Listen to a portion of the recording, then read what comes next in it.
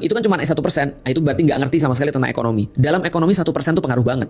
Bahkan kalau kita lihat pertumbuhan ekonomi, misalnya 5% dianggap sebagai sesuatu yang sehat. Misalnya kita nggak bahas tentang seperti apa benar atau salahnya, nggak, itu urusan orang-orang yang ahli lah. Tapi 5% itu kalau bisa turun dari 4% jadi 4%, itu cuma 1% juga. Atau naik jadi 6%, itu juga 1% juga. Tapi itu berimpact yang sangat besar sekali. PPN juga sama. Meskipun dia naik cuma dalam tanda kutip 1%, itu menurut beberapa perhitungan teman-teman yang ahli, itu naiknya realnya bukan 1% tapi 9%. Tapi kenyataan di lapangannya itu bisa lebih parah daripada 9% kenaikannya. Karena pajak itu kan nggak cuma ditarik satu PPN itu, dan nggak cuma mempengaruhi beberapa orang. Katanya sih itu kan cuma untuk barang-barang orang kaya. Nggak ada pernah begitu. Namanya ekonomi itu berlaku pada semua orang. Karena orang kaya ketika dia terdampak pajak, dia pasti akan membebankan semua tambahan operasional atau semua tambahan daripada kegiatan ekonominya itu ya pada orang-orang yang beli produk dia, which is bukan orang-orang kaya juga. Gitu kan ya. Dan kalau misalnya ada yang masih kekeh, itu kan cuma 1%.